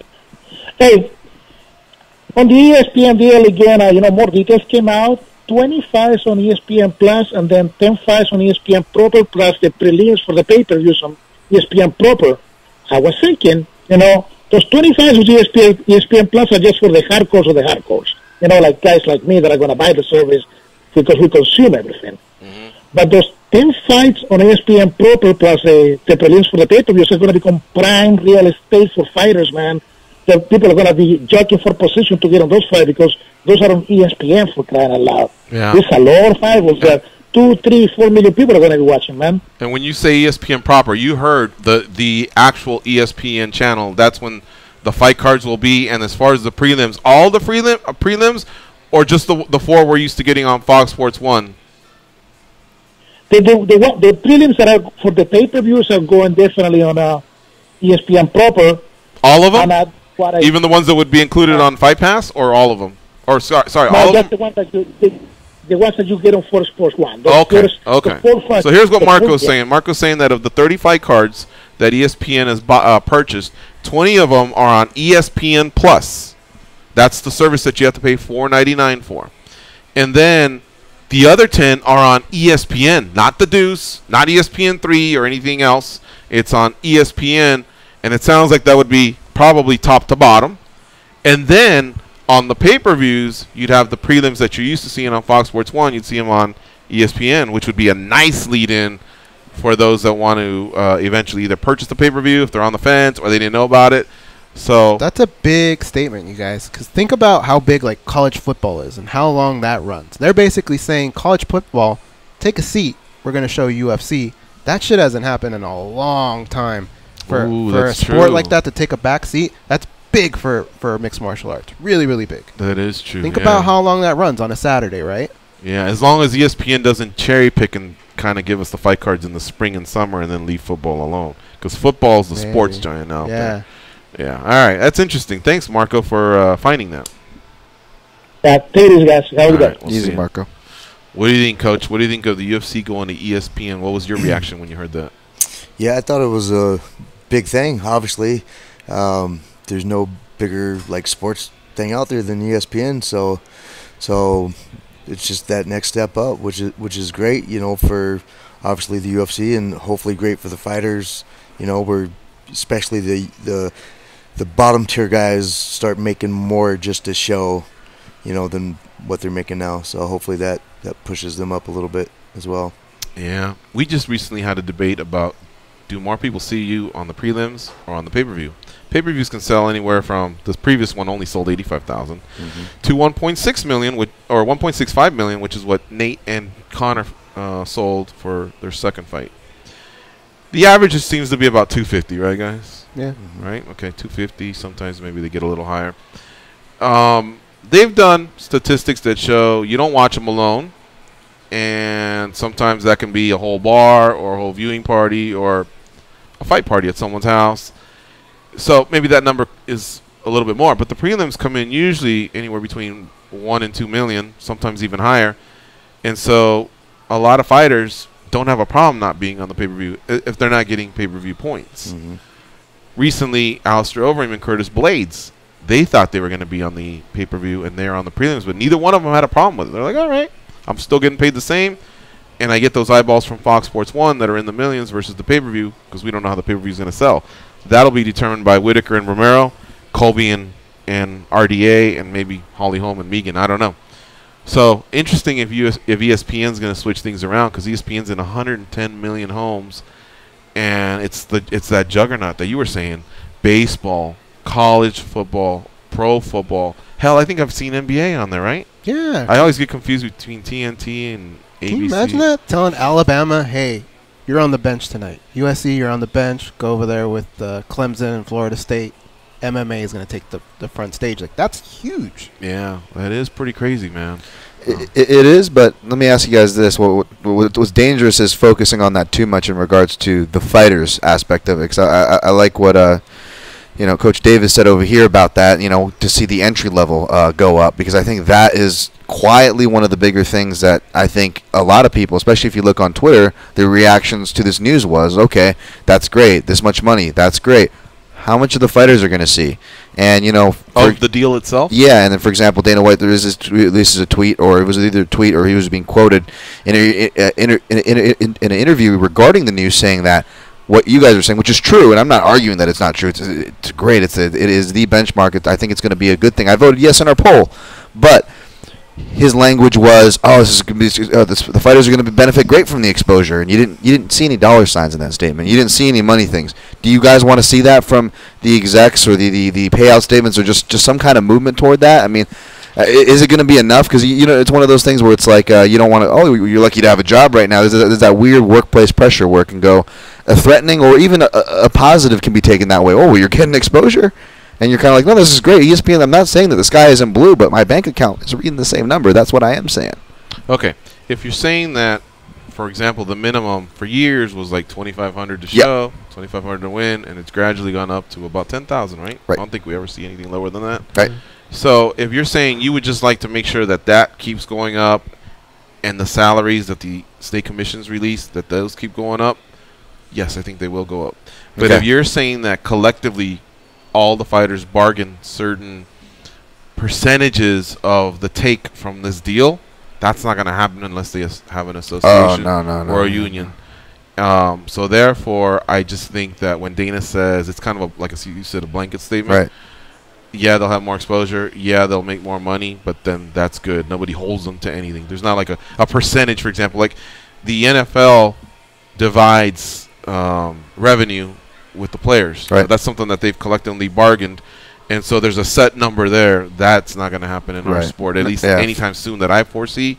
So therefore, it's up to each individual fighter to press buttons. And that's what makes what happened with Yair Rodriguez interesting, because if you push too much, they might just say, well, how about we just don't need you at all and we cut you, and then that's it. Now, they can't do that too often, because then obviously the Bellator and the PFL and the One Championship and the Combate Americas, their shelves will be stocking slowly but surely, because someone's going to grab that kid. But if they do it every once in a while, and then everyone else is like, ooh, I don't want to piss off management, I don't want to piss off the UFC, and just roll with the tides, and everything will stay the same. That's my opinion. Have you ever noticed in the history of the sport, every time fighters come together and talk about unions and stuff like that, something kind of happens on the back end. Like, the first time I remember it coming up, insurance came out of it.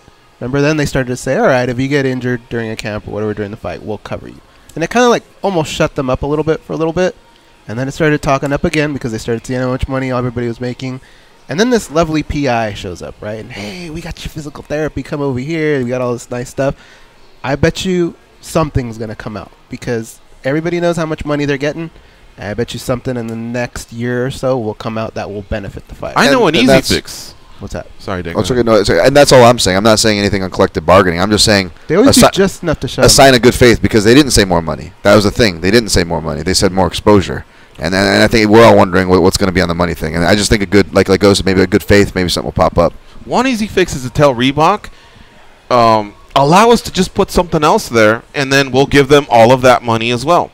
So now the people that get 10,000, now you're making 20. The champions that get 40, now you're making 80. The challenger that gets 30, he gets 60. He or she.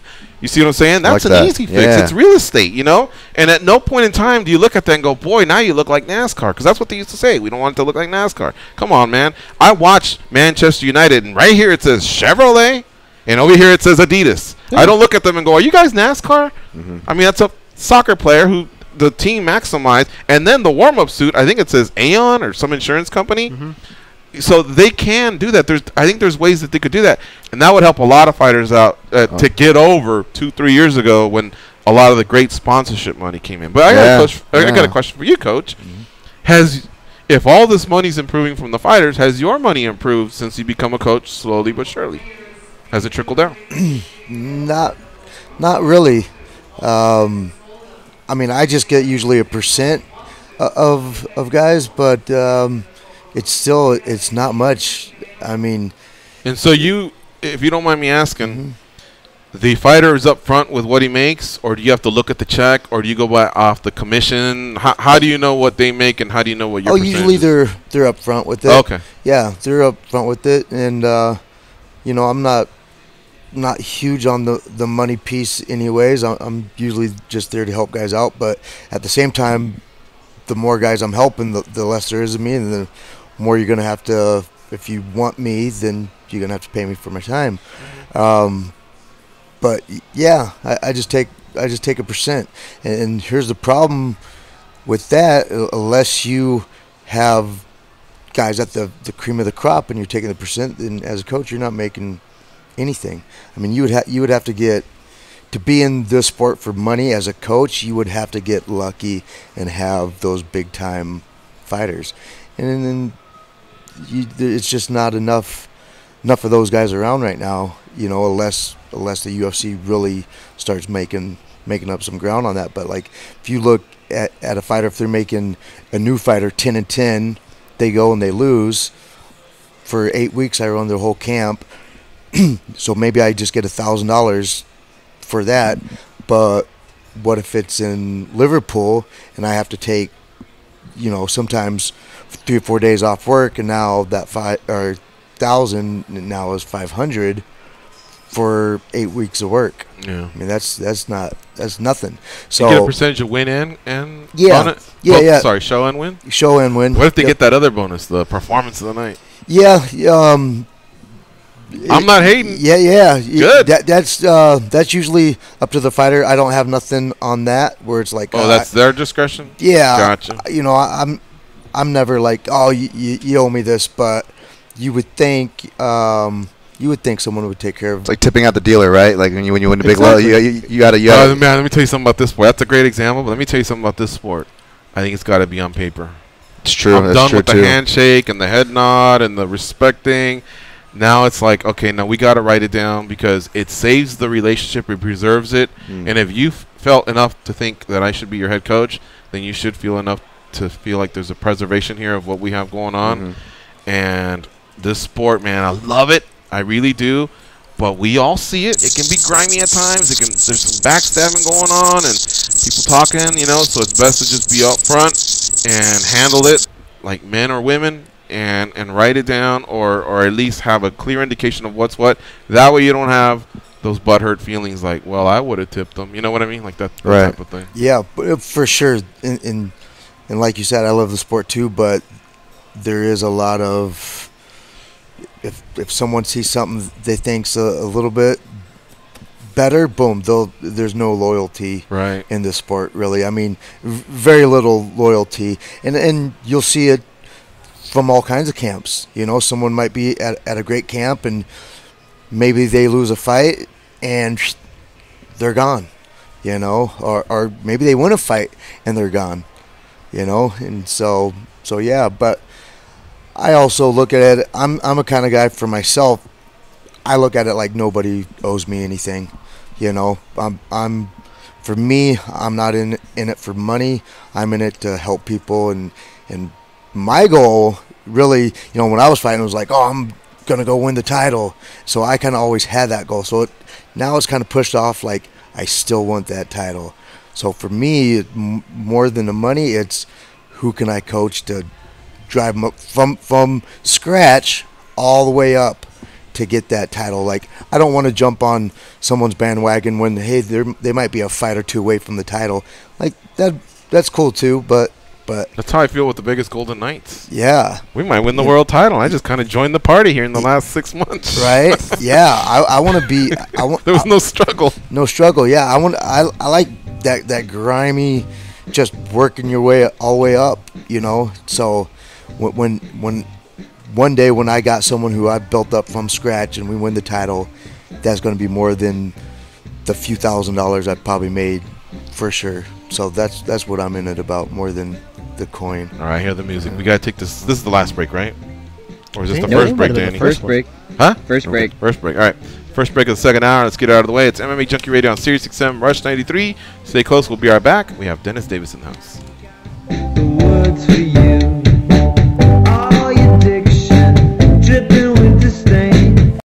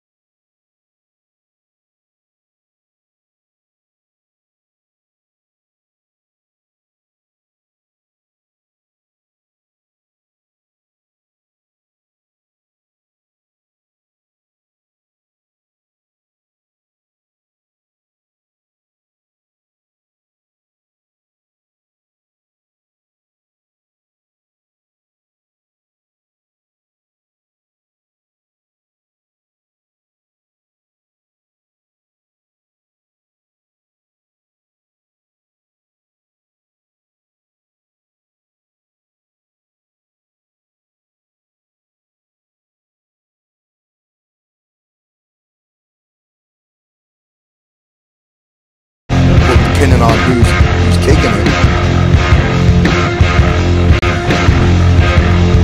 They can drink Mentos-flavored Diet Coke without their stomachs giving a single fuck. They are Gorgeous George and Goes. And this is MMA Junkie Radio. U2 is playing a private show for SiriusXM subscribers at Harlem's world-famous Apollo Theater, and we have your chance to be there. One grand prize winner will receive a trip for two to New York and tickets to this very special show at the Apollo on June 11th. For additional rules and to enter, go to SiriusXM.com/U2. Do that before June 4th. No additional purchase necessary to enter or to win. Also, SiriusXM is throwing in a lunch with Danny Oakers. Danny Oakers will pay for the lunch. That's what I'm hearing. That is definitely not on the Oh, read. that's not on there? Okay, I may have just thrown that in. All right, that's our producer, Dang, Danny. you could have counted with like, hey, Taco Bell on me or something. That's true, huh? Yeah. All right. New York City, even Taco Bell's expensive here. Coach, it's been a while since we had you in here, and I wanted to ask you something I ask all the in-studio guests. Can you share a good street fight story with us? Yeah, I can't remember. I think you asked last time. Right. Well, you don't have just one, right? No. So maybe pick the one you think you didn't tell us. Okay.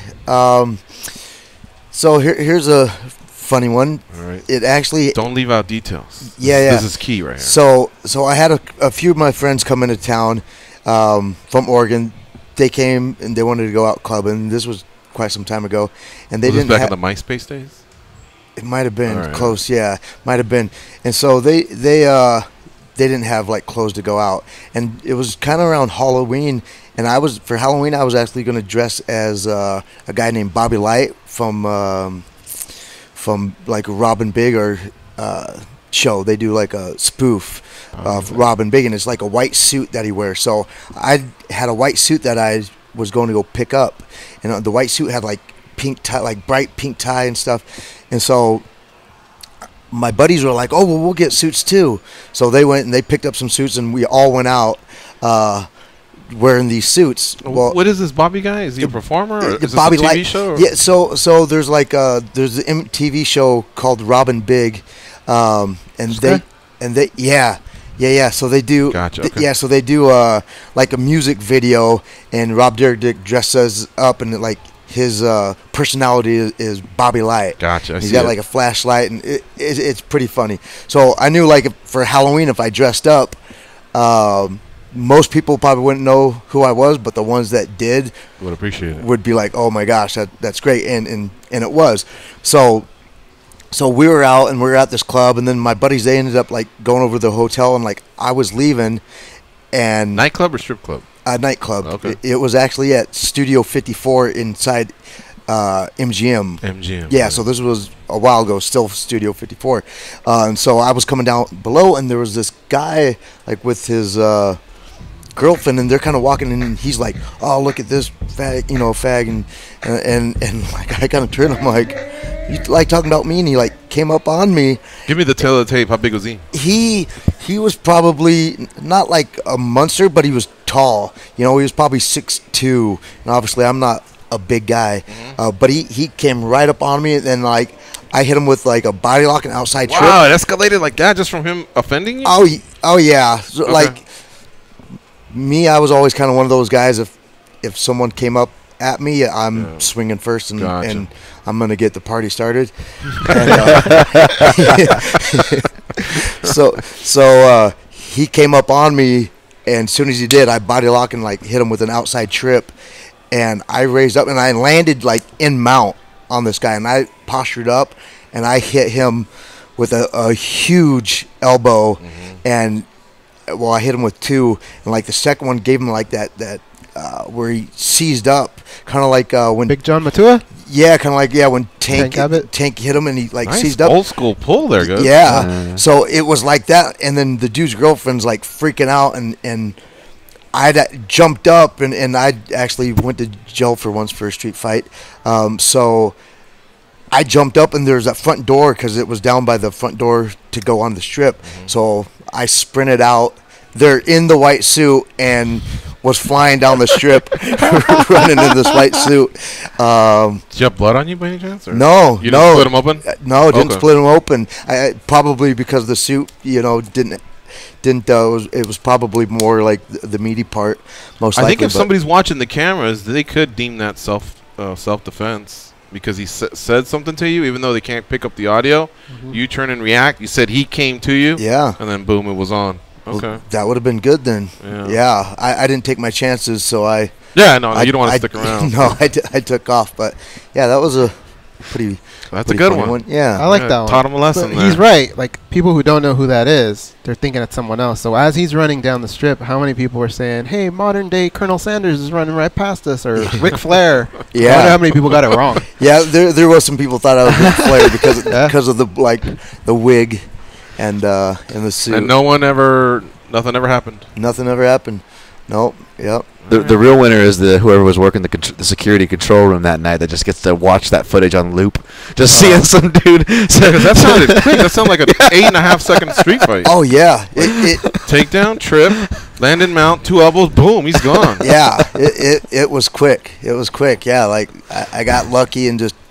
I think I just caught him off guard, and I think that's why. He didn't roll for the armbar or nothing, right? No. He just popped up and said, "I'm out of here." No. What was the girl saying? Oh, she was freaking out. I think because of the way he looked, she probably thought he was dead or something because he got that like stiffness, and yeah. Wow. So I was out. Dennis, how long ago was this? Oh, this had to be. Let's leave that out, actually. Well, I'm just gonna say 10 years how ago. tall are you? I'm like 5'6", 5'7" on a good day. When that guy tells a story, I guarantee however time has passed, you're about 6'10" right now. Oh yeah. I think every year he's allowed to add one inch, right? Yeah. Yeah. Man, this guy was true. about 6'10". He took me down. Must have been pro or something. Yeah. So, but yeah, it was a long time ago. Nothing now that I have a son and stuff, I'm a lot more relaxed. I mean, As a curiosity, did you ever wonder what happened to him or anything? Or no, not really. Yeah, I was left it in the back. As long as I didn't get in trouble. Yeah. So now I'm pretty good. I threw a guy in it was a Dre's nightclub. It was after like a world judo throw. Yeah. Should we hear it? Okay, save that. Okay. That'll be our teaser. We got to do the last break. It's MMA Junkie Radio on Sirius XM Rush 93. We got Dennis Davis in the house and something about a hip toss, an Uchimata. Something's happening here at Dre's nightclub. Can't wait to hear the story when we come back.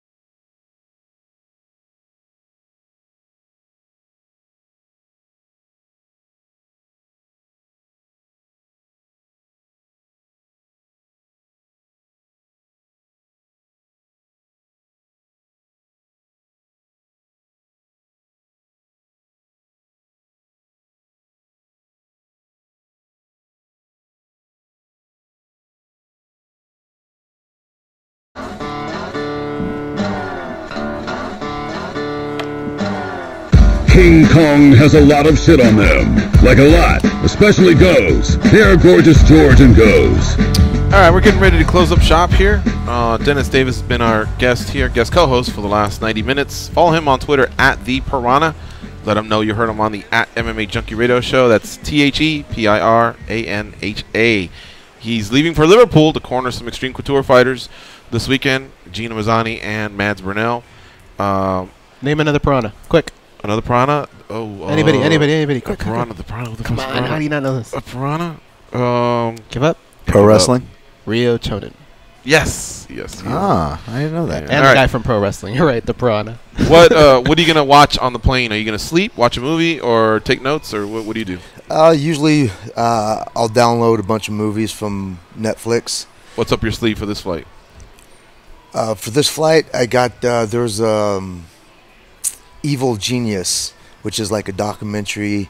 It's supposed to be about, I don't know if you guys heard where that guy, I think it was 2003, and they strapped a bomb around his neck and made him go like rob a bank. Jesus. And really? Yeah, so it's a true story. And so the guy like robs the bank, but then he gets caught and he's sitting there with this like handcuffed like homemade bomb thing around his neck. And he's telling the cops, he's like, they made me do it, and like he's like, I have nothing to do with it. And he's like, this thing's gonna go off, and then boom, like it goes off and kills him. And so that was the first like episode. Kind of hoping you didn't tell us the end there, because it sounded like a that's movie the I first wanted to episode. see. Oh, it's the first. Oh, it's a series. Yeah. Oh, okay. Yeah, so that was the movie, and you just gave away the ending. Wait, this All isn't real. This is a true story. Oh, it is true story. True story. Yeah. So how did we not hear that? It's a documentary, and that's just kind of like the first episode. If you want a good laugh, on it. since we're talking Netflix, he just told me that Game Night is on Netflix, right? No, on Vudu. On Vudu. Oh, do you have Vudu? I don't have Vudu. Not on my. Well, hey, Game you Night know, one is a time you good told a story about Vudu, and somebody actually thought you did Vudu like with dolls and shit like that. Really? Yeah, they said you were. I was doing Vudu this weekend or something like that, and you were watching something. They were like, "What? He's doing dolls?" And all right, we do have just enough time for your story. What happened to Dre's, Coach? Oh yeah, well it wasn't much. It's just a different. Where like back in the day, Was this a pool party or something, or a night? It was a nightclub. It was like after a World Series of fighting.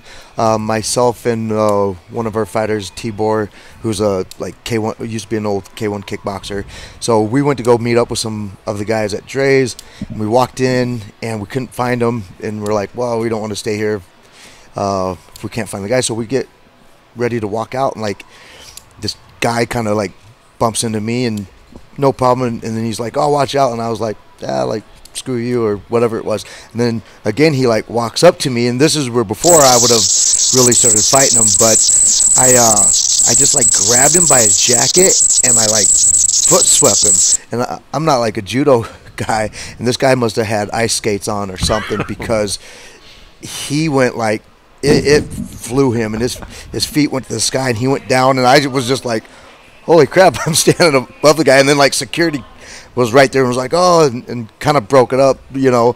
And I was like, oh, I'm good. The dude got in my face. And then Tibor, still now in the gym, or anytime like he'll text or whatnot, he'll put like a swish with a foot thing. And he's like, man, you got to be like a judo black belt or something. The way it looked, because I did it so like with like no effort in it, you know. And I was just kind of like grabbed him and was like, hey, like back up. And his feet came out and he landed on his back. But that's funny. It would have looked good for video. Probably the best throw I've ever done. Well, at least you're teaching these fucking hotheads a lesson. You know what I mean? Yeah. Now, but to be fair here, did he just throw one into you on purpose? Was he looking for a fight, or was it crowded and he may have run into you? No, it wasn't that crowded. I think he was probably looking for one more. And I don't know what it is. Probably just because I'm so short that freaking if I'm out, and I don't go to clubs that much anymore, but if I am out, like dudes always like shoulder check me and stuff, and it pisses me off. Only thing shorter than me is my temper, so That's gotta be a t-shirt, right? Yeah, I'm about to start greeting them with very properly, right? Hello, Coach. You having a good day today? Yeah, no. So yeah, but yeah, the old me, it would have been some fighting, but now I'm pretty chill. Yeah. Hey, thanks for coming by. Awesome. Yeah, and thanks for having me. co-hosting with us. We'll do this more often, hopefully, if it's open in your schedule. Yeah, I would love to come out and chat with you guys. Congratulations on, I don't want to call it a resurgence because the things have been popping for a few years now. Even though, like you said, a few years, the team dwindled a little bit. Now it's in full blast, man. There's so many fighters there. And that's the head coach, Dennis Davis, here in studio with us. I also want to thank Ricky Steele for his time, a winner on last night's episode of The Ultimate Fighter. Ricky's on Twitter, at Ricky Steele MMA, and the coach is at The Piranha. And we'll be back tomorrow with another edition of MMA Junkie Radio. Brian Stan will join us, as will Jack May, fighting at PFL, and Bilal Muhammad, UFC welterweight. So for Danny and Dan and Goes, I'm George. Go out there and be a champion. If you see it once, you'll never be the same again.